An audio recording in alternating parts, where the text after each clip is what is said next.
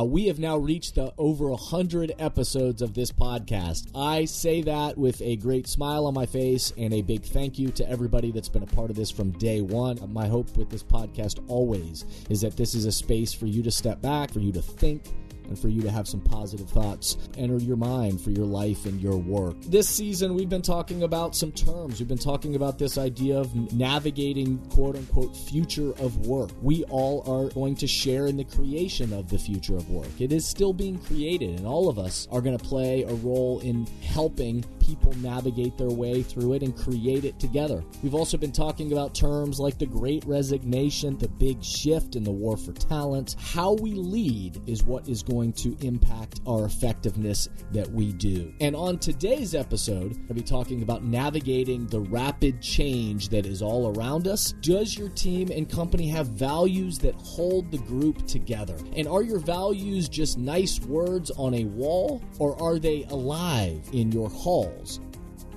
Welcome back to The Thermostat with Jason Barger.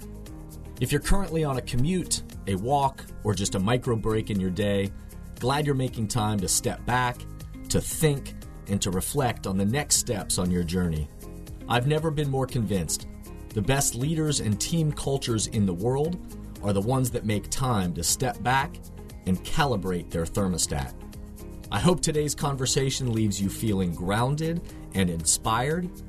Now let's dive into today's topic to engage our minds and hearts in order to authentically lead and create compelling cultures wherever we are in the world. Hey everybody, it's Jason, and welcome back to the Thermostat Podcast. Welcome back wherever you are and however you're coming to the podcast today. I am so glad you are here. We have now reached the over 100 episodes of this podcast. So I say that with a great smile on my face and a big thank you to everybody that's been a part of this from day one. If you're one of the OGs of this podcast who's been a part of it literally from episode one, then thank you so much for being a part of this. And I'm so glad that this continues to add value to your life and to your work.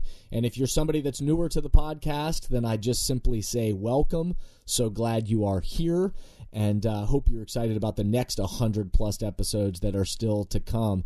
I am more convinced of this than ever, especially in the times that we're in right now, that authentic leadership and creating compelling cultures are as needed as ever in the world today. So however, wherever you are, however you're coming to the podcast, I hope this is another opportunity. My hope with this podcast always is that this is a space for you to step back, for you to think, and for you to have some positive thoughts, enter your mind for your life and your work.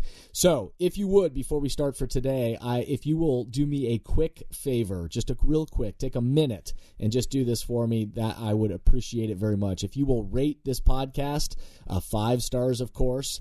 If you will leave a nice review on whatever podcast platform you're using, a nice review about this, those are the ways in which other people then can find this podcast. It helps the algorithm so people can find the podcast, that it's accessible to more people. So that's how these messages get amplified further in the world. So thank you for anybody who takes the time to do that. Also, anybody out there who shares this podcast with your friends or colleagues, team members, people across your networks, sharing about it on social media, all of those ways help amplify the reach of this podcast. And that's the ultimate goal, is to share positive messages out in the world. So thank you for everybody that does that for me and for all of us.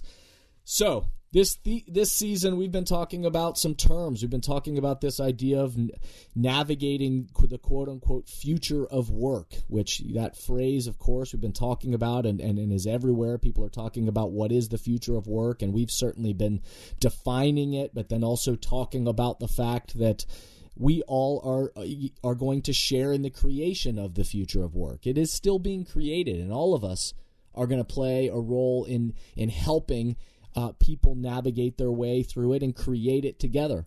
We've also been talking about terms like the Great Resignation that we've been experiencing lately, the big shift in the war for talent.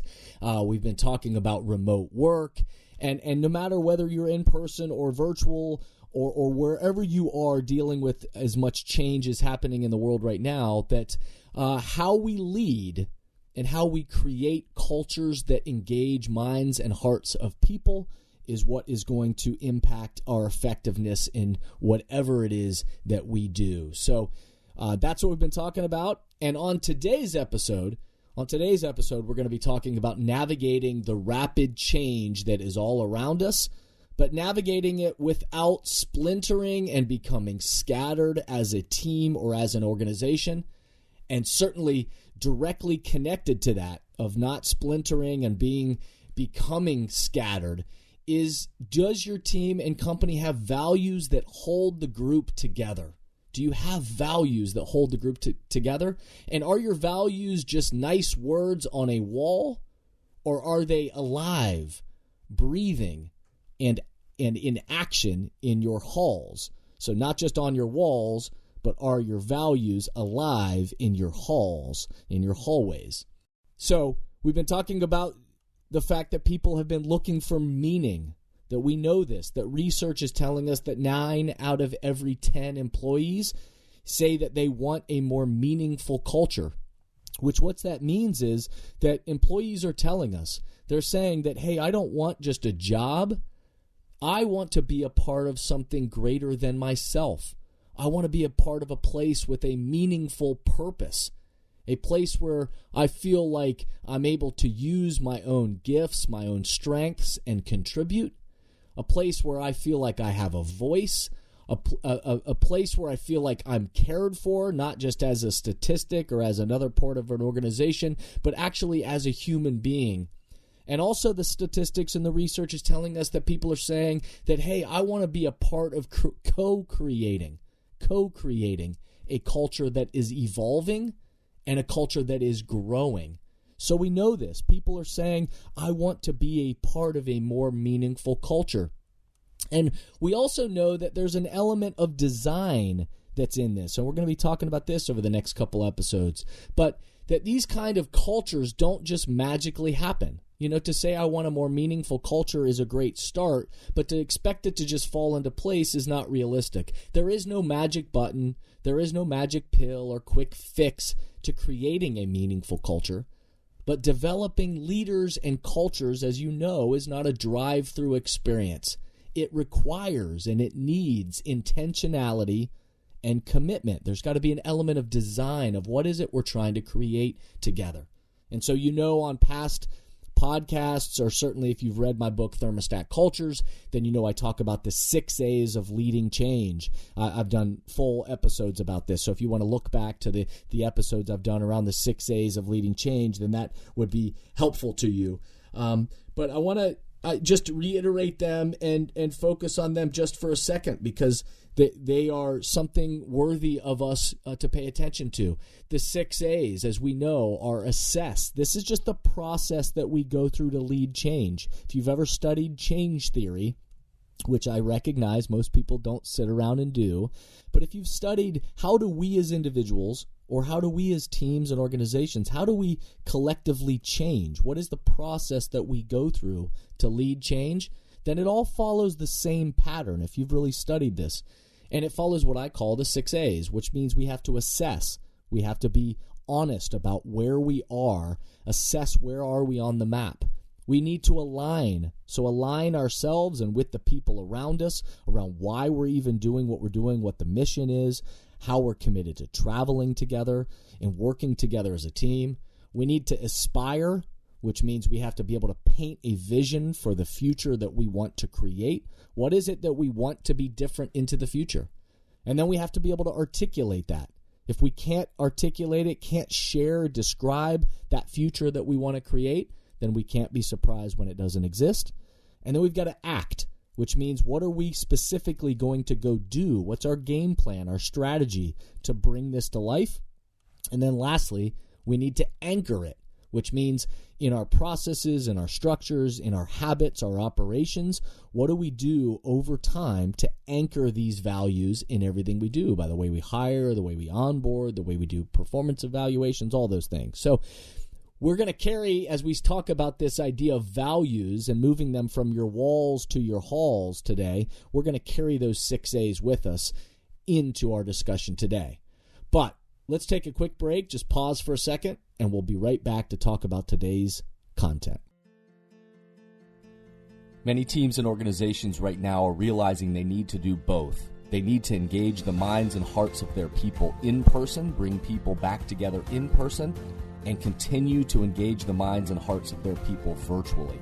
So whether you're planning that next event, that power in congregation, the power and the energy that comes from bringing all your people into the same room, into the same space for that important meeting or conference, and you need a powerful keynote speech or facilitated team discussion or facilitated conversation that is the currency for change about leadership, about the culture that you're trying to create together, or the mindset that is needed to navigate all that is in front of you, whether you're planning that in person or you need to do that virtually. I hope that we can be a resource to you and support you in that effort. If so, contact us at jasonvbarger.com, at jasonvbarger.com, if we can partner with you to help engage the minds and hearts of your people in these important times.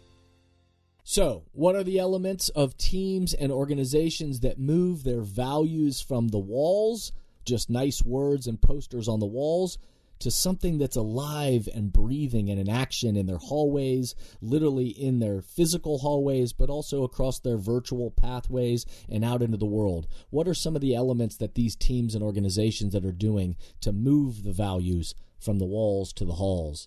And of course, we acknowledge the 6 A's of culture change that we talked about right before the break. You know, that again, we recognize that it's a process. And of course, we've got to come into it with this element of realizing that there is a process for leading change. But here are a couple of reminders to us as we think about teams and organizations that are successful about, you know, their values moving from the just being on the walls to actually being alive in their halls. One, a reminder is language drives behavior. So language is key. When we see things written up on the walls or on posters, the reason why they're up there is because language is key. It is important. If we can't articulate it, what the values of what we have as an organization or as a team, or if we can't articulate this future vision that we have of what we're trying to create together, then we can't be surprised when it doesn't exist. And so language helps drive behavior, as you've heard me say in the past. So having the language is key. So the first thing is, of course, we want to have language that can go up on the walls, and we must have that language. We must be able to articulate it. But then we also have to remember that this is participatory. A reminder about moving them from the walls to the halls is that it is participatory. In fact, the best teams and organizations that have values that are alive, that they are always engaging all the people throughout their team or their organizational ecosystem. They are engaging everyone as an ambassador for the culture that you're trying to create together. And they recognize that it's not just about top down. It's not just about the leader saying, hey, this is the culture we're going to try to create. It's about everyone who's a part of the ecosystem of your culture, sharing and being a co-creator, a participant in helping to create it. We recognize and we need to remind ourselves that we have to own it.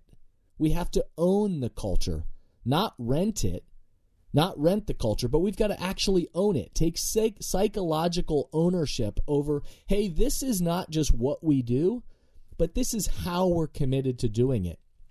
As a team, as an organization, as a community, however you're thinking about your team or your culture or your group of people that you're thinking about. You might be thinking about your family.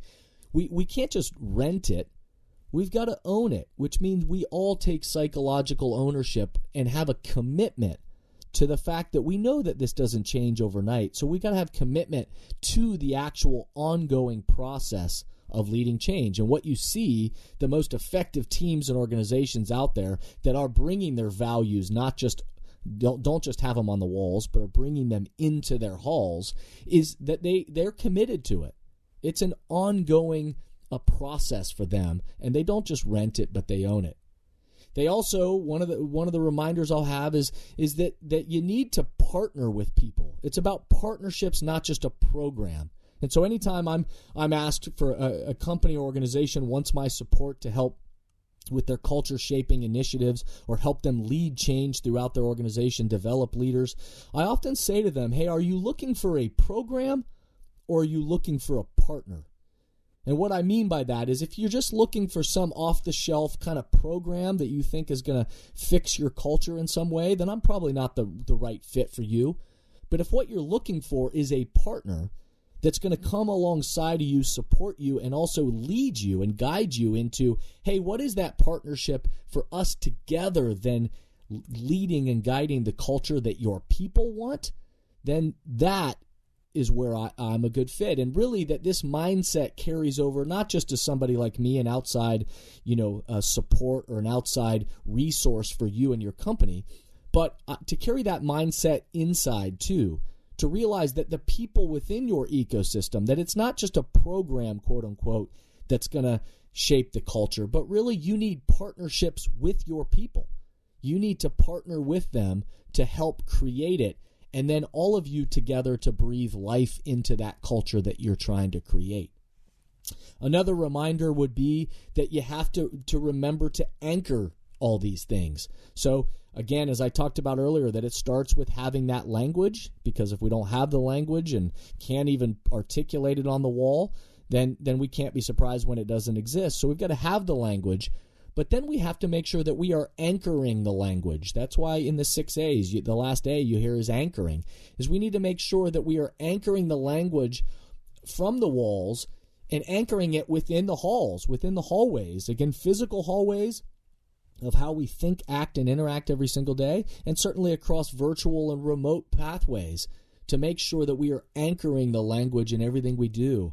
And the way that we begin to anchor it to structures and processes like hiring, like onboarding, identifying emerging leaders, and strategically and intentionally designing a development path for them to engage emerging leaders and help develop them intentionally and proactively, authentically for your culture. How you do, performance evaluations, all of those things, the way you lead team meetings, all of those things, the values get anchored in everything we do.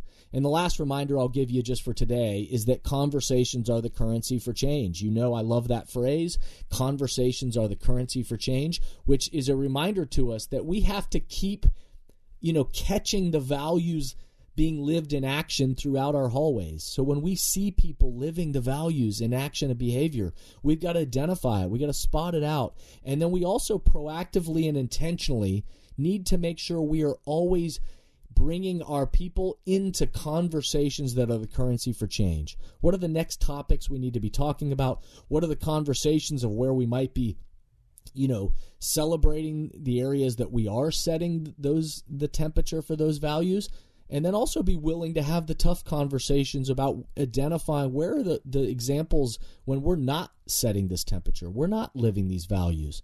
And in fact, the values are just up on the walls and aren't showing up in our hallways. And so we need to make sure that we are having those conversations that truly are the currency for change, where we're looking ourselves in the mirror and saying, hey, how can we set these values better and set the temperature that we want? Values are a living, breathing fuel for the best teams and organizations. They are alive. If you study and you step back and watch the best teams and organizations on the planet, the core values are alive and are a part of everything that they do. So calibrating our personal thermostat, our own personal thermostat for our own awareness, our own response, and then calibrating our social awareness, the people around us, our own relationship development as a team, we have to remind ourselves that we are the thermostats. Our own internal temperature sets a temperature externally for the others around us based on our own response and based on our own behaviors. And so what is that temperature that we want to set? And as always with this podcast, I want to leave you with some questions to ponder so that you can think about and maybe take some notes for and reflect on for your own life and work. Think about this, questions for you, however the team and organization that you're thinking about. Are your values, meaning of the team and organization you're picturing, are your values clear, and are they linked to action and behavior? Are they clearly articulated that this is the value and this is what it looks like in action and behavior? Are we all, is everyone within your team or organization, are you all participants and ambassadors for the future that you're trying to create? And what are you doing to engage your people, to bring them in so that they can participate and be a co-creator in that future? I hope you'll keep tuning in. On the next episode, we're going to be talking about the fact that luck is the residue of design. Luck is the residue of design, and that certainly will relate to what we began to talk about today. So remember, the best leaders, the best teams, the best cultures stimulate progress by recalibrating their thermostat together. Thank you for listening to today's podcast, and I hope the messages and questions stimulate positive change along your path. As always, if these messages resonate with you and add value to your life, I hope you'll help amplify them throughout the world. Please rate, comment, and share on whatever podcast or social media platform you're using. And share this podcast with the people in your life or work who should be part of these conversations.